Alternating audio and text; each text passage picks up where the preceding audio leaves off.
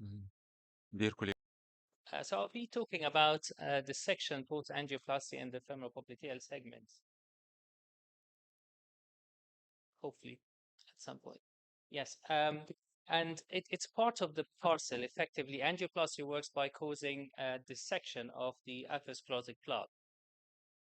But to some extent, it's like salt when you cook. So you need it to cook, but the more of it is not ideal. So this is a study looking at what happens if the section extends to the adventitia following atherectomy. And it was obvious that you have a higher rate of restenosis when you cause extensive dissection.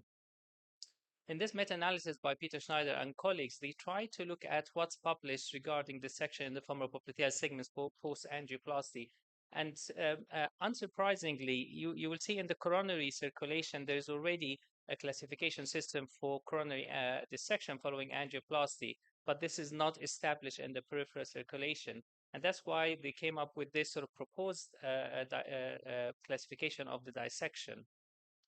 And this extends from stage sort of or grade A, where you have just a very fine line of dissection, which we see in most of the angioplasty cases, and the grade B, where you have some flow in the false and true lumen. But again, there's no restriction of the flow or stenosis of the lumen. And then the trouble starts with the grade C, where you have extension of the contrast into the subadventitial or adventitial space. And then when you get the spiral dissection, and we all know that when you get the spiral dissection, this is not a good sign. Stage E, where you get a filling defect, so as if there is a residual stenosis, and the final sort of scary moments when you see the dissection stopping the flow to the artery. There has been some other attempts looking at the cross-sectional description of the dissection, whether it affects more or less than a third of the lumen. However, there is an increasing interest in using IVUS to classify the dissections. An example is the dissection classification system, which describes whether the dissection extends to the 8 intima media or adventitia, and also whether it affects more or less than 100 degrees of the circumference.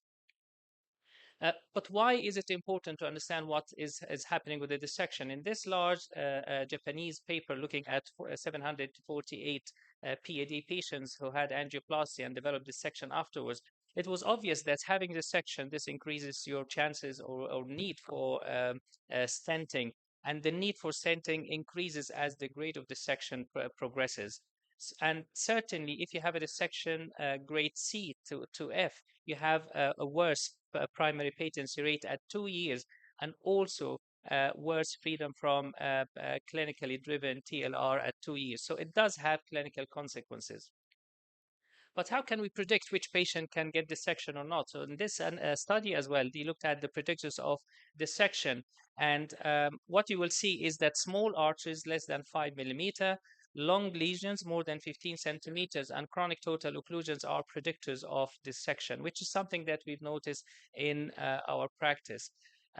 Rather disappointingly, there is not much description about what to deal with the dissection in the guidelines. So this is a European guidance for PAD. And all what it says is that if you have a dissection or residual stenosis which limits the flow, think about doing something with it, just DCB or stenting.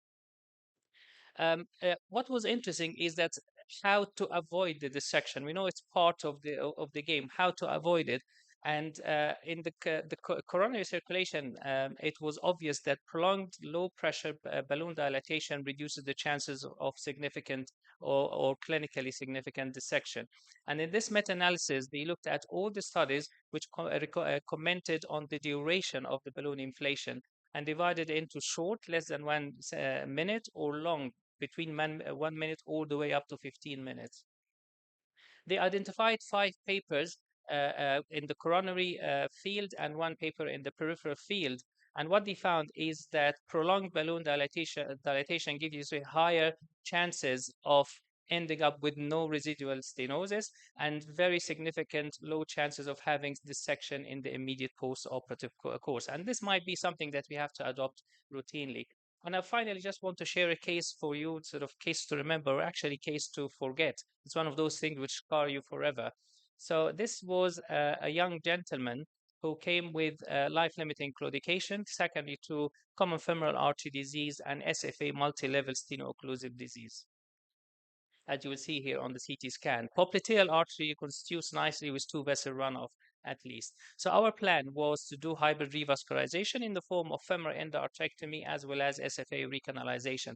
And this is the initial angiogram. You can see now the common femoral artery is open after the endarterectomy.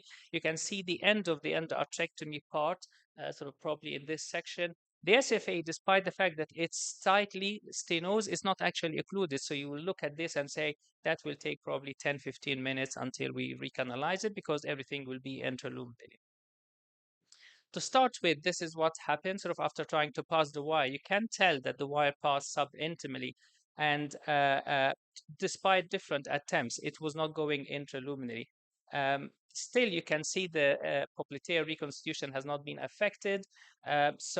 Because you're committed, the decision at the time by the colleagues doing the procedure was to do a subintimal recanalization with using re-entry device and balloon dilatation to try to reconstitute the SFA.